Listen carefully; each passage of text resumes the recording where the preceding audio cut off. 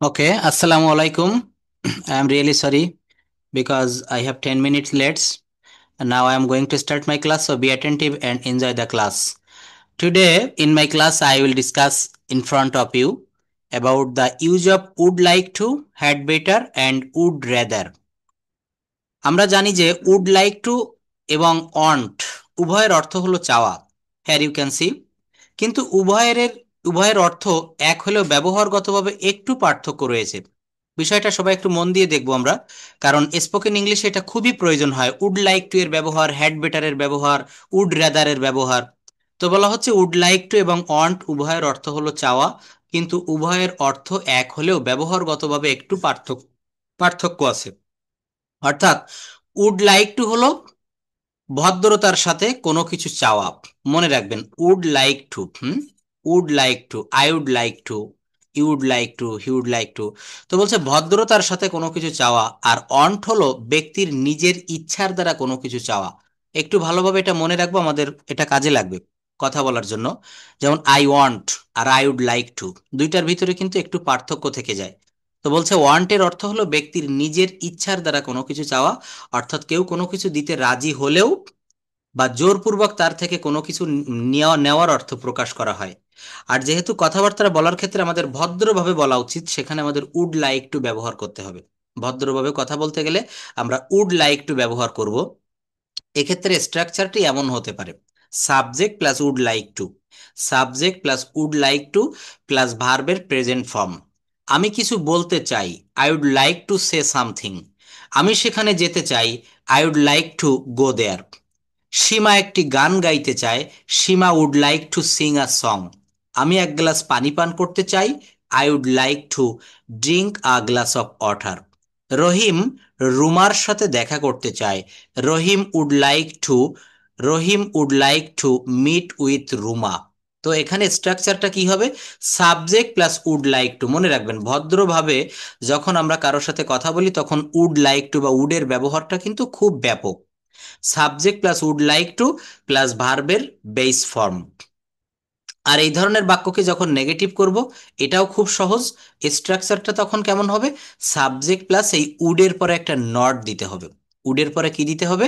একটি নট দিতে হবে। Subject plus would not like to plus ভার্বের base form, subject plus would not like to plus ভার্বের base form. যেমন আমি কিছু বলতে চাই না, I wouldn't like to say something. মনে রাখবেন আমি কিছু বলতে চাই না, I wouldn't like to say something. আমি সেখানে যেতে চাই না, I wouldn't like to go there. Seema একটি গান গাইতে চায় না, Seema wouldn't like to sing a song. আমি এক গ্লাস পানি পান করতে চাই না, I wouldn't like to drink a glass of water. I wouldn't like to drink a glass of water. Would নটকে বলা হচ্ছে উডেন্ট, মনে রাখবেন। ডু নটকে বলা হয় ডোন্ট। প্রেজেন্ট ইনডেফিনিট টেন্সে যখন নেগেটিভ করতে হয় তখন আমরা ডোন্ট বা ডাজেন্ট ব্যবহার করি। তো ডু নট এটা হচ্ছে লং ফর্ম, আর শর্ট ফর্মটা হচ্ছে ডোন্ট।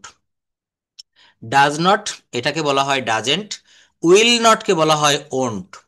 ফিউচার টেন্সের ফিউচার ইনডেফিনিট টেন্সের উইল নটকে বলা হয় ওন্ট, আর প্রেজেন্ট ইনডেফিনিট টেন্সের ডু নটকে বলা হয় ডোন্ট। তো এই ডোন্ট আর ওন্ট একটু মনে রাখবেন। আর এটা হচ্ছে উডেন্ট, উড নটকে একটা হচ্ছে লং ফর্ম আর একটা শর্ট ফর্ম। তো আমরা এতক্ষণ দেখলাম যে অ্যাফার্মেটিভ আর নেগেটিভ। আর এই ধরনের বাক্যকে যখন প্রশ্নবোধক বা ইন্টারোগেটিভ করব তখন কি হয়? ইন্টারোগেটিভ করতে গেলে আপনি কি আমাকে সাহায্য করতে চান? রহিম কি ব্যাংকে টাকা জমা দিতে চায়? তুমি কি আমাদের সাথে দুপুরের খাবার খেতে চাও? তাহলে এই বাক্যগুলো আমরা এখানে কিভাবে স্ট্রাকচারটা গঠন করব একটু দেখবো আমরা। Just wait. বলা হচ্ছে আপনি কি আমাকে সাহায্য করতে চান। তো এই উডটাকে সবার প্রথমে আনতে হবে। এতক্ষণ আমরা যা দেখেছি, তো এখন আমরা এই উডটাকে সবার প্রথমে নিয়ে আসবো। Would, would you like to help me? Rahim কি ব্যাংকে টাকা জমা দিতে চায়? Would Rahim like to deposit money in the bank? তুমি কি আমার সাথে তুমি কি আমাদের সাথে দুপুরের খাবার খেতে চাও? Would you like to have lunch would you like to have your lunch with us? তো এখানে প্রথমে উড দিতে হবে। Would plus subject plus like to plus ভার্বের সিম্পল ফর্ম। আর এখন আমরা শিখব would plus subject plus like to plus ভার্বের সিম্পল ফর্মের আগে ডাব্লিউএইচ ওয়ার্ড বসিয়ে কিভাবে প্রশ্ন করতে হয়।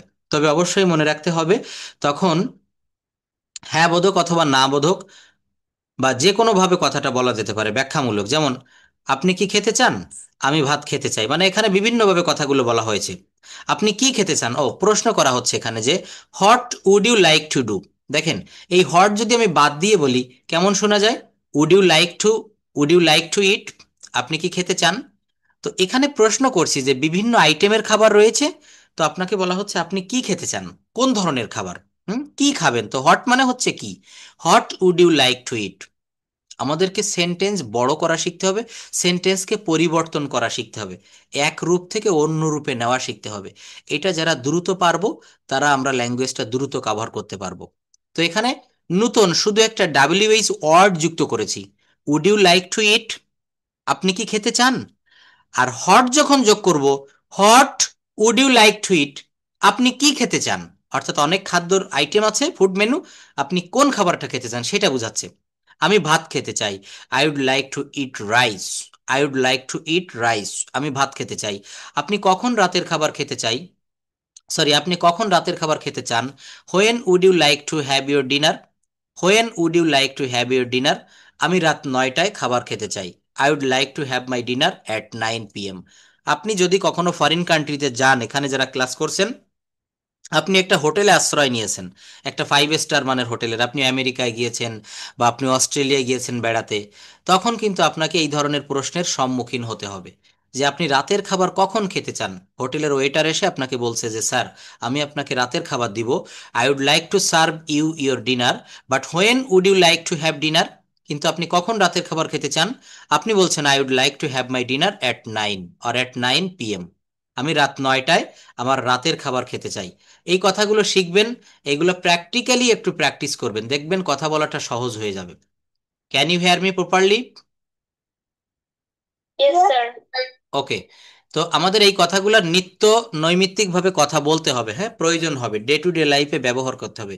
এই কথাগুলো শিখেই আপনি একটু পরেই যখন আমি ক্লাসটা কেটে দিব, এগুলো বলে দেখবেন যে আপনি পারছেন কিনা, নিজেকে নিজে যাচাই করবেন। রহিম কেন বিদেশ যেতে চায়? তো এই কেন ইংরেজি হচ্ছে হোয়াই। কেন ইংরেজিটা কি হবে বলেন? Why. Why Rahim would like to go abroad, why Rahim would like to go abroad, Rahim কেন বিদেশ যেতে চায়?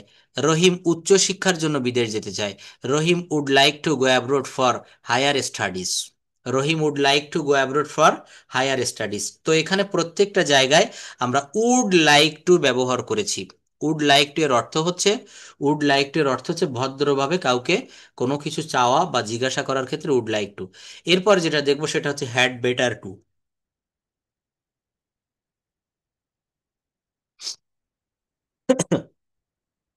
কি দেখবো? হ্যাড বেটার টু অথবা উড রেদার। এখন আমরা এখন আমরা আরেকটি নিয়ম শিখব। আমরা যখন একে অন্যের মধ্যে কথাবার্তা বলি, তখন একজন অন্যজনকে উপদেশ দিয়ে থাকি। বলা হয় না যে তুমি এই কাজটি করো, তুমি বরং আজকে রাত্রে এখন থেকে যাও, তুমি বরং এখন যেও না। তো এই সেই বরং, হুম, এই বরং কথাটা যদি বলা হয়, তুমি বরং আজ থাকো, তার বরং আজ যাওয়া ভালো, তুমি আজ নাই বা গেলে, কি বলা হচ্ছে? তুমি আজ নাই বা গেলে।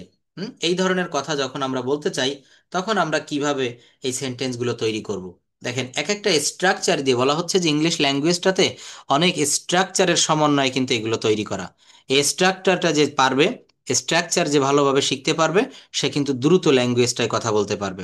বিভিন্ন স্ট্রাকচার, আপনি যদি টেন্সের কথা বলেন, টেন্সে যে 12টা স্ট্রাকচার রয়েছে, এগুলাও কিন্তু আপনাকে জানতে হবে। মেইন হচ্ছে টেন্স, এইটার ভিত্তির উপর কিন্তু সবকিছু দাঁড়িয়ে আছে। তো বলছে তুমি আজ নাইবা গেলে, আসুন দেখা যাক এই ধরনের বাক্যের ইংরেজি কিভাবে আমরা করতে পারি। এই ধরনের বাক্যে হ্যাঁ বোধক যখন হবে, তুমি বরং আজ থাকো, এটা কিন্তু অ্যাফার্মেটিভ। হ্যাঁ বোধক। একটা বিষয় আমরা সবাই মনে রাখবো, আমি কিন্তু প্রথম থেকেই এইটা নিয়ে একটা সংগ্রাম করে যাচ্ছি কি, যে কোনো একটা বাক্যকে আপনাকে 4 রকম ভাবে বলা শিখতে হবে। অ্যাফার্মেটিভ, সেখান থেকে নেগেটিভ, সেখান থেকে ইন্টারোগেটিভ, সেখান থেকে নেগেটিভ ইন্টারোগেটিভ। পৃথিবীর যে কোনো বাক্য হোক, আমি ভাত খাই, এটা নেগেটিভ বলতে পারবেন, আমি ভাত খাই না। এটার ইন্টারোগেটিভ হবে, আমি কি ভাত খাই? আর এটা নেগেটিভ ইন্টারোগেটিভ হবে, আমি কি ভাত খাই না। একটা বিষয়, সবাই এই ভাষাটাকে একটু কঠিনভাবে না নিয়ে একটু সহজভাবে নিবেন, দেখবেন সত্যিই আপনাদের কাছে এটা সহজ হয়ে ধরা দিবে। এখানে সবাই যারা ক্লাস করছেন সবারই ইচ্ছা যেন আমি ভাষাটা শিখে আমার স্ব স্ব সেক্টরে কাজে লাগাতে পারি, আমি কথা বলতে পারি, আমি ফ্রি হ্যান্ডে লিখতে পারি। তো আপনি স্ট্রাকচারটা যদি না জানেন কিভাবে লিখবেন? আর যদি জানেন সহজে লিখতে পারবেন। বলছে যে subject plus had better plus verb plus object. Subject plus had better plus verb plus object. তুমি বরং আজ থাকো, you had better stay today. Karim বরং লন্ডনে, করিমের বরং লন্ডন যাওয়া ভালো, Karim had better go to UK.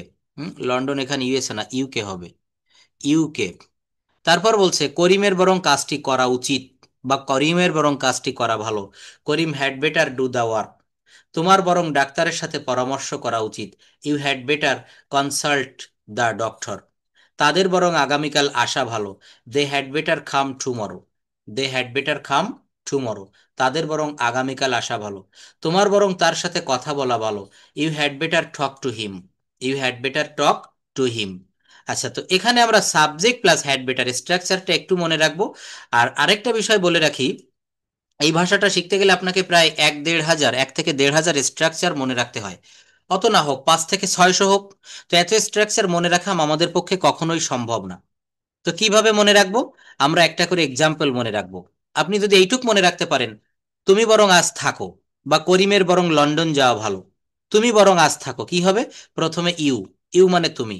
তারপর আমাকে হ্যাড বেটার দিতে হবে, you had better stay today. তুমি বরং আজ থাকো। Subject plus had better plus verb plus object. Subject plus had better plus verb plus object. করিমের বরং কাজটি করা উচিত, Karim had better do the work. তোমার বরং ডাক্তারের পরামর্শ নেওয়া উচিত, you had better consult a doctor. তো এটাও কিন্তু একটা স্ট্রাকচার হয়ে গেল। আর এই ধরনের বাক্য যখন নাবোধক হয়, ওই একই রকম ভাবে উপরে যেমন দেখিয়েছে এই হ্যাড বেটারের সাথে নট যোগ করতে হবে। যেমন উডের সঙ্গে নট দিয়ে আমরা উডেন্ট করেছিলাম, এখানেও কিন্তু had better subject plus had better not, you had better not go today. তুমি আজ নাই বা গেলে। মনে করেন এখন বর্ষা হচ্ছে, আপনার এক রিলেটিভ আপনার বাসায় রয়েছে। তো আপনি তাকে বলছেন যে you had better not go today, তুমি বরং আজ নাই বা গেলে। এটা ব্যবহার না করাই বরং ভালো। এই ধরনের কথা কিন্তু দেখবেন আমাদের প্রতিনিয়ত বলার প্রয়োজন পড়ে। তো কিভাবে বলবেন, এই স্ট্রাকচারগুলো কিভাবে করবেন? You had better not go today, you had better not use it. রুমার বরং এখন গোসল না করাই ভালো, Ruma had better not bath now. করিমের বরং রহিমের সাথে কথা না বলাই ভালো, Karim had better not talk to রহিম।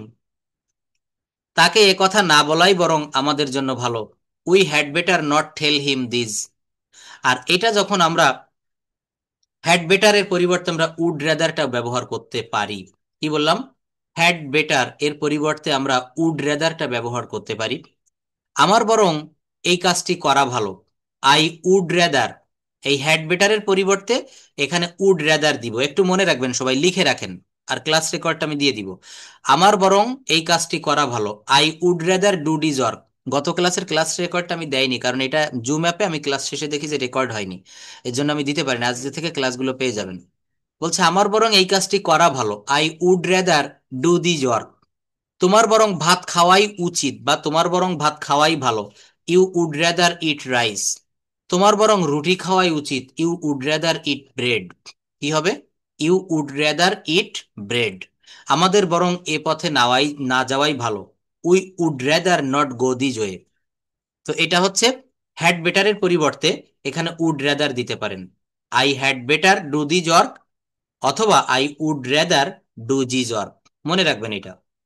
এরপর একটা দেখবো ইউজ অফ লেট। লেট ভার্বের ব্যবহারটা আমরা খুব মনোযোগ দিয়ে একটু দেখবো। লেট ভার্বের ব্যবহারটা কিন্তু খুব গুরুত্বপূর্ণ। লেট, এল ই টি। দেখেন, জাস্ট ওয়েট, এখানে একটু ক্লিয়ার করে দেই। আচ্ছা, এটা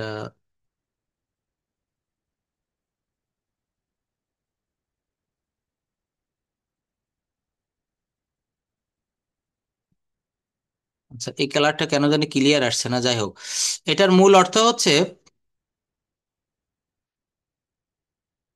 এটা যার অর্থ হলো কোনো কিছুতে অনুমতি দেওয়া। লেটের অর্থ হচ্ছে অনুমতি দেওয়া। লেট ভার্বের V1, V2, V3 আর V5। লেট, লেট, লেট এর তিনটা ফর্মই কিন্তু একই, লেট, লেট, লেট। আর এর আইএনজি ফর্মটা হচ্ছে লেটিং। আর V5 যেটা, সেটা হচ্ছে লেটস। লেট যখন মেইন ভার্ব হিসাবে বসে তখন কেমন শোনা যায়? Subject plus let subject plus let plus object plus V one. I let him play football, আমি তাকে ফুটবল খেলতে দেই। I let him eat rice, আমি তাকে ভাত খেতে অনুমতি দেই। আই লেট হিম গো, আমি তাকে যেতে অনুমতি দেই। I let him write a letter, I let him write a letter, আমি তাকে একটি চিঠি লিখতে দেই। লেটিং এর ব্যবহারটা কেমন হয়? আই অ্যাম লেটিং যখন প্রেজেন্ট কন্টিনিউয়াস টেন্সে হবে, সাবজেক্ট প্লাস বি ভার্ব অর্থাৎ অ্যাম ইজ আর। এই বি ভার্বটা কিন্তু আসলে কোনো ভার্ব না, মানে এটা অবশ্যই বি ভার্ব, স্বয়ং নিজেই একটা ভার্ব, কিন্তু এর ভিতরে অনেক কিছু লুকানো থাকে। অ্যাম ইজ আর অজয়ের, subject plus be verb plus letting plus object plus V one. I am letting him play. I am letting him eat rice. I was letting her drink tea. I will be letting him go to the market. I will be letting him go to the market. তো লেটের ব্যবহারটা এখানে আমরা letting এর ব্যবহারটা দেখেছি। I am letting him play, আমি তাকে খেলতে দিচ্ছি বা আমি তাকে খেলার অনুমতি দিচ্ছি এমন একটি বোঝাচ্ছে। I am letting him eat rice, আমি তাকে ভাত খাওয়ার অনুমতি দিচ্ছি বা ভাত খেতে দিচ্ছি। এরপর একটা দেখবো, সেটা হচ্ছে লেটস। আমরা সবাই কিন্তু প্রত্যেকদিন এটা ব্যবহার করি। এটা কিভাবে ব্যবহার করবে? এটা হচ্ছে লেটস। একটু ভালোভাবে আমরা সবাই লক্ষ্য করব। লেটস। তো এই লেটসটা কিভাবে হয়? সাধারণত subject third person singular number হলে লেটস হয়। একটু মনে রাখবো, হ্যাঁ। Subject third person singular number হলে লেটস হয়। My mother let's my brother play football, এই মাই মাদার হচ্ছে এখানে থার্ড পারসন ফর্ম।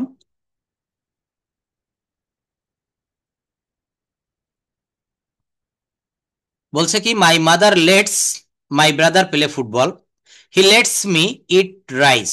এখানে যদি আই হতো তখন আর লেটস হতো না। তাই আমরা বলবো subject third person singular number হলে লেটস হয়। She lets them go to school, সে তাদেরকে স্কুলে যেতে দেয় বা যাওয়ার অনুমতি দেয়। লেটস এর ব্যবহার, LETS, লেটস এর ব্যবহার এই শব্দটি দ্বারা মূলত লেটাসকে বোঝায়। লেটসকে এখানে কি বলছে? লেটাস। মনে রাখবেন, এটা হচ্ছে LETS। দেখেন, মানে খুব ভালোভাবে সূক্ষ্মভাবে দেখতে দেখতে হবে। LETS, এখানে কিন্তু কোনো অ্যাপোস্ট্রফি বা কোনো ইলেক বা লোপ চিহ্ন নাই, কিন্তু এই জায়গাটাতে LET, লেট লিখে উপরে একটা কমা দিয়েছি, যেটাকে আমরা এখানে ইলেক বা লোপ চিহ্ন বা অ্যাপোস্ট্রফি করা হচ্ছে। লেটস। হুম। তো লেট আস, এইটাকে কিন্তু আমরা সংক্ষেপে লিখছি হচ্ছে লেটস। এটা বলতে পারি লেট আস প্লে ফুটবল। তো এই লেট আস না বলে আমরা বলতে পারি let's play football. Let us go, এটাকে বলতে পারি let's go. Let's go, let's go for a outside, let's go for a walk, চলো একটু হেঁটে আসি। লেটস ডু ইট, চলো এটা করি। তো এটাকে বলতে পারি লেট আস ডু ইট। কি বলতে পারি? Let us do it. অথবা আমরা বলতে পারি লেটস ডু ইট। তো এটা হচ্ছে মূলত লেটের ব্যবহার। কিসের ব্যবহার? লেট। তারপর আমরা দেখলাম use of had better, would better, would like to এর ব্যবহার। এই স্ট্রাকচারগুলো কিন্তু খুব ভালোভাবে আমাদেরকে মনে রাখতে হবে। ওকে। তারপরে আরেকটা স্ট্রাকচার আজকে আমরা দেখব।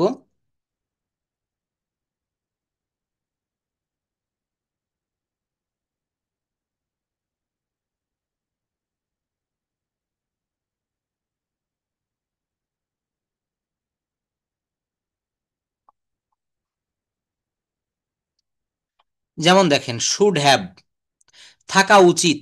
কথা বলতে গেলে কিন্তু এই ধরনের স্ট্রাকচার যারা জানবে সহজে কথা বলতে পারবে। এখানে কোনো টেন্সের ব্যবহার নেই, এখানে কিন্তু কোনো নির্দিষ্ট ধরাবাঁধা নিয়ম নাই, শুধু কিছু structure just. Should have, should have শব্দের বাংলা অর্থ হচ্ছে থাকা উচিত। যেমন তোমার একটি গাড়ি থাকা উচিত, you should have a car. তোমার একটা আইফোন থাকা উচিত, you should have an iPhone. আপনার শালীনতা থাকা উচিত, you should have modesty. Modesty মানে হচ্ছে ভদ্রতা বা শালীনতা। শিক্ষকদের প্রতি আমাদের শ্রদ্ধা থাকা উচিত, we should have respect for our teachers. এরপর একটা দেখব, as plus adjective plus as. দুই পার্শ্বে অ্যাজ থাকবে, মাঝখানে একটি অ্যাজেক্টিভ থাকবে। কেমন? দিনের মতো উজ্জ্বল, অ্যাজ ব্রাইট অ্যাজ ডে। হুম। আমরা দেখবেন অনেক সময় কারো দাঁত যদি খুব সাদা হয়, আমরা বলি না মুক্তার মতো সাদা বা দুধের মতো সাদা বা ভ্রমরের মতো কালো চুল।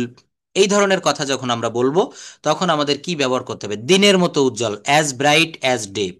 কয়লার মতো কালো, অ্যাজ ব্ল্যাক অ্যাজ কোল। লোহার মতো শক্ত, অ্যাজ হার্ড অ্যাজ আয়রন। বরফের মতো ঠান্ডা, অ্যাজ কোল্ড অ্যাজ আইস। তো এটা হচ্ছে অ্যাজ এর ব্যবহার, শুধু এর মাঝে একটি অ্যাজেক্টিভ থাকবে, এর মধ্যে একটা অ্যাজেক্টিভ থাকবে, দুই পাশে অ্যাজ রয়েছে, এর মাঝখানে adjective. As plus adjective plus as. কয়লার মতো কালো, অ্যাজ ব্ল্যাক অ্যাজ কোল। লোহার মতো শক্ত, অ্যাজ হার্ড অ্যাজ আয়রন। বরফের মতো ঠান্ডা, as cold as ice. As cold as ice, বরফের মতো ঠান্ডা। এরপর বলা হচ্ছে একটা structure, there is no difficulty in plus ভার্বের পর ING. There is no difficulty, there is no difficulty, সব জায়গায় এইটুক ব্যবহার করবেন এই ধরনের স্ট্রাকচারে। There is no difficulty in talking, কথা বলায় কোনো সমস্যা নেই। খোঁজ করায় কোনো সমস্যা নেই, there is no difficulty in searching. রান্না করায় কোনো সমস্যা নেই, there is no difficulty in cooking. বর্ণনা করায় কোনো সমস্যা নেই, there is no difficulty in describing. দেখেন, এই ধরনের স্ট্রাকচারগুলো শিখে যদি আপনি বাস্তব জীবনে প্রয়োগ করতে পারেন, কথা বলা শিখতে পারবেন। আমরা অনেক সময় বলি না যে তুমি এখানে বিষয়টা খুঁজে দেখতে পারো, এটা খোঁজ করায় কোনো সমস্যা নেই। তুমি এটা বর্ণনা করে দেখো, বর্ণনা করায় কোনো সমস্যা নেই। তো এগুলো আমরা কিভাবে বলবো? There is no difficulty in plus ভার্বের পর আইএনজি দিতে হবে। There is no difficulty in plus ভার্বের পর আইএনজি। এরপর দেখেন, আই লাইক দ্য ওয়ে, তারপর সাবজেক্ট, তারপর verb. I like the way, এটার বাংলাটা কেমন দাঁড়ায়? আমি তোমার কথা বলার ভঙ্গি পছন্দ করি। অনেকে বলে না, দেখবেন প্রিয়জনের সবকিছুই কিন্তু ভালো লাগে। তো বলছে আমি তোমার হাঁটার ভঙ্গিটা, হাঁটার ধরনটা পছন্দ করি। আমি লিওনেল মেসির খেলার ধরনটা পছন্দ করি। আমি এমবাপের খেলার কৌশলটা পছন্দ করি। তো এই যে কারো ভঙ্গি বা কারো ধরন যখন পছন্দ করা হয়, তখন I like the way plus subject plus verb. আমি তোমার কথা বলার ভঙ্গি পছন্দ করি, I like the way to talk with you. আমি তোমার হাঁটার ধরন পছন্দ করি, I like the way you walk. আমি তোমার ফুটবল খেলার কৌশল পছন্দ করি, I like the way you play football. তো I like the way plus subject plus verb. I like the way plus subject plus verb. এরপর একটা দেখব, খুব ইম্পর্টেন্ট একটা রুল, উড ইউ মাইন্ড। তুমি কি একটু, আপনি কি একটু সরে বসবেন? আমাকে কিছু টাকা ধার দিবেন? আপনার নামটা বলবেন কি? আপনার ঠিকানাটা বলবেন কি? এখানে আপনাকে উড ইউ মাইন্ড ব্যবহার করতে হবে। কি করতে হবে? Would you mind. Would you মাইন্ডের সঠিক ব্যবহার, আপনি যদি ভদ্রভাবে কাউকে কোনো সুপারিশ করতে চান, তখন এটা ব্যবহার করতে হবে, উড ইউ মাইন্ড। কি ব্যবহার করতে হবে? Would you mind. Would you mind plus ভার্বের পর আইএনজি। আপনি কি একটু সরে বসবেন? একটা বেঞ্চ বা একটা চেয়ার বা একটা যে কোনো জায়গায় আপনি বসেছেন, আপনি বসতে কষ্ট হচ্ছে আপনার, পাশের জনকে আপনি বলছেন যে আপনি কি একটু সরে বসবেন? Would you please, would you please moving aside, অথবা would you mind moving aside please. আমাকে কিছু টাকা ধার দিবেন? Would you please lend me some money. ভদ্র, মনে রাখবেন, সবাই আজকে থেকে মনে রাখবো, ইংলিশ নেটিভ স্পিকার যারা, এরা প্রত্যেকটা কথা excuse me, would you mind, could you please, অর্থাৎ ভদ্রভাবে ওরা কথা বলে, ভদ্র জাতি, সেই হিসাবে ওরা এই ভদ্রতার একটা পরিচায়ক, would you mind, could you mind, হুম, এইগুলা ব্যবহার করা হয়। তো বলছে আমাকে কিছু টাকা ধার দিবেন কি? Would you please lend me some money. আপনার নামটা বলবেন কি? নূতন কারোর সাথে আপনার দেখা হয়েছে রাস্তায় বা আপনার অফিসে বা যে কোনো জায়গায়, would you please tell me your name, would you lend me some money, would you please lend me some money. এটা হচ্ছে উডের একটা ব্যবহার। হুম। এরপর বলছে যে don't be upset, don't be upset, মন খারাপ করিও না, মন খারাপ করিও না, তুমি একটি সুন্দর মেয়েকে বিয়ে করবে। Don't be upset, you will marry a beautiful girl. হতাশ হইও না, তুমি একদিন খারাপ সময় কাটিয়ে উঠবে। হতাশ হইও না, তুমি একদিন খারাপ সময় কাটিয়ে উঠবে। হুম। Don't be upset, you will overcome bad situation. You will overcome bad situation, তুমি একদিন খারাপ সময় কাটিয়ে উঠবে। ব্যাড সিচুয়েশন অর্থ হচ্ছে খারাপ সময়। হতাশ হইও না, তুমি একটি ভালো চাকরি পাবে। এটা আপনার ফ্যামিলিকে আপনি কেউ বলতে পারেন যে সে বারবার পরীক্ষা দিচ্ছে, সে রিটেনে ঠিকছে, ভাইভায় ঠিকছে, কিন্তু চাকরি পাচ্ছে না। তখন আপনি এটা বলতে পারেন, don't be upset, you will get a good job. Don't be upset, you will get a good job. এরপর একটা রুল দেখব, হাউ এলস এর ব্যবহার। কি দেখব? How else. হাউ এলস এর অর্থ আর কিভাবে। যেমন, আর কিভাবে আমি তোমায় বলবো, আর কিভাবে আমি তোমায় বুঝাবো, আর কিভাবে আমি তোমায় মিস করব, how else will I miss you. How else এর অর্থ হচ্ছে আর কিভাবে বা আর কত, এমন একটি ভাব প্রকাশ করে। তো বলছে how else will I love you, আর কিভাবে আমি তোমায় ভালোবাসবো। How else will I love you. How else will I tell you, আর কিভাবে আমি তোমাকে বলবো। How else will I make you understand, আর কিভাবে আমি তোমাকে বুঝাবো। How else will I miss you, আর কিভাবে আমি তোমাকে মিস করব। এটা হচ্ছে হাউ এলস এর একটা ব্যবহার, হাউ এলস। এরপর একটা রুল দেখবো, সেটা হচ্ছে দ্যাটস হোয়াই। দ্যাটস হোয়াই এর অর্থ হচ্ছে এ কারণেই। এই রুলগুলা কিন্তু প্রত্যেকটা খুবই দামি, খুব গুরুত্ব সহকারে নিতে হবে। দ্যাটস হোয়াই অর্থ হচ্ছে এ কারণেই। এ কারণেই তোমার চাকরিটি করা প্রয়োজন, that's why you need to do the job. এ কারণেই সে বাজারে গিয়েছে, that's why he went to the market. এ কারণেই আমি সর্বদা অন্যকে সাহায্য করার চেষ্টা করি, that's why I try to help others. এ কারণেই তুমি বুঝতে ব্যর্থ হও, দ্যাটস হোয়াই ইউ ফেইল। এ কারণেই তুমি পদোন্নতি পেয়েছো, that's why you have got promotion. You have got, এই হ্যাভ বসেছে, এই জন্য গেট ভার্বের ভি3 বসেছে গট। গেট, গট, গট, অথবা গটেনও দেওয়া যায়। আচ্ছা, তারপর বলছে পরে কিছু স্ট্রাকচার দেখি যেগুলো আমাদের খুব প্রয়োজন হয়। দেয়ারের একটা ব্যবহার দিয়ে আপনাদেরকে ক্লাসে আমি দেখিয়েছিলাম দেয়ার। এগুলাকে বলা হয় হচ্ছে ইন্ট্রোডাক্টরি দেয়ার অথবা ইট। সূচনা, একেবারে সেন্টেন্সের সূচনা করতে এগুলা ব্যবহার করা হয়। দেয়ার ইজ বা দেয়ার আর।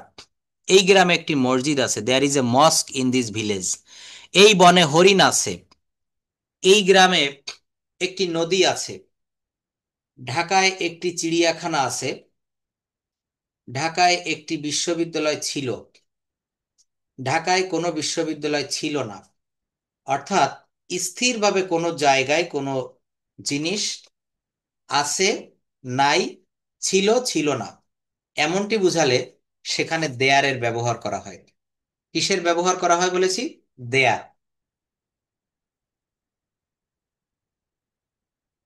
যেমন এই গ্রামে একটি মসজিদ আছে, এখানে দেয়ার অনেকে মনে করে কি যে এই গ্রামে বা একটি মসজিদ এইটা হচ্ছে সাবজেক্ট, আমরা অনেকে এটা ভেবে নিতে পারি। কিন্তু সাবজেক্ট বা কর্তা এর সংজ্ঞাটা কি? সাবজেক্ট বা কর্তা এর সংজ্ঞাটা হচ্ছে বাক্যে যে কাজ সম্পাদন করে, যে ক্রিয়াটা সমাপ্ত ঘোষণা করে, সমাপ্ত করে, কাজটা কমপ্লিট করে।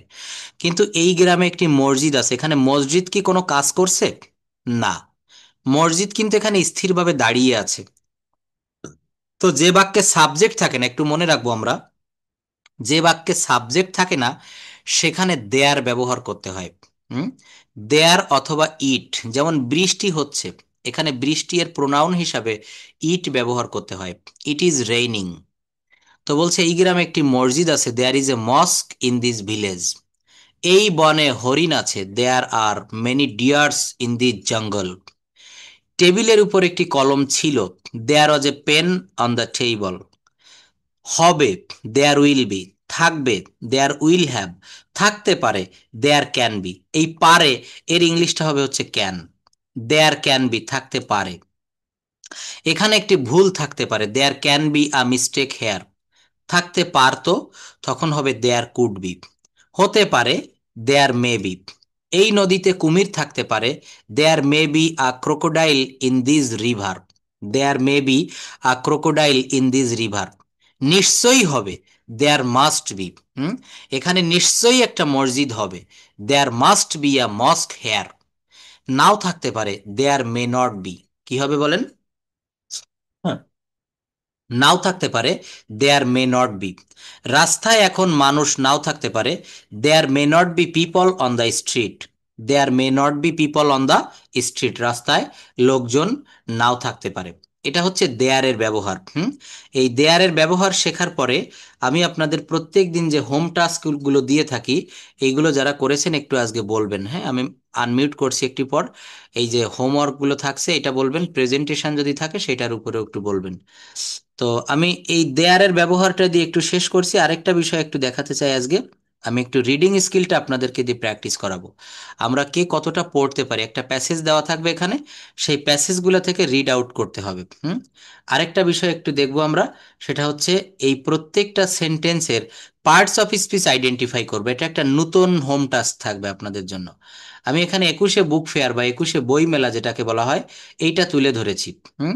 তো বলছে during last February I went to visit the 21শে boi mela which was full of events and experiences.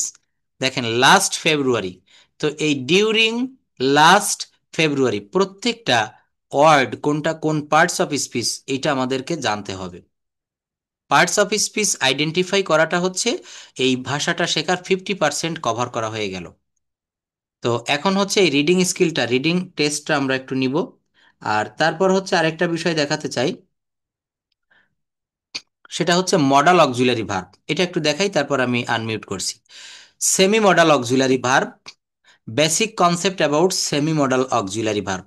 আমরা মডাল ভার্বের ক্লাস দেখেছিলাম, আজকে একটু সেমি মডাল ভার্বটা দেখব। সেমি মডেল অক্সিলারি ভার্ব বা quasi modal auxiliary verb, quasi শব্দের অর্থ কি জানা আছে? কোয়াজি শব্দের অর্থ হচ্ছে অর্ধেক। কোয়াজি শব্দের অর্থ কি হবে? অর্ধেক। কোয়াজি মডেল ভার্ব এমন কিছু ভার্ব যেগুলো মডেল অক্সিলারি ভার্বের মতো আচরণ করে। মডেল অক্সিলারি ভার্বের মতো এরা আচরণ করে, তবে কিছু ক্ষেত্রে সাধারণ ভার্বের বৈশিষ্ট্যও ধারণ করে। এদের প্রধানত ব্যবহার করা হয় মতামত, অনুমতি, বাধ্যবাধকতা, ইচ্ছা ইত্যাদি প্রকাশ করতে। এইগুলো আমরা ব্যবহার করি। কেমন দেখেন, সাধারণত সেমি মডাল অক্সিলারি ভার্বগুলা need to, dare to, have to এবং use to. Semi modal auxiliary verb, আমরা যে মডাল অক্সিলারি ভার্ব দেখেছি, আর এখন দেখব হচ্ছে সেমি মডাল অক্সিলারি ভার্ব।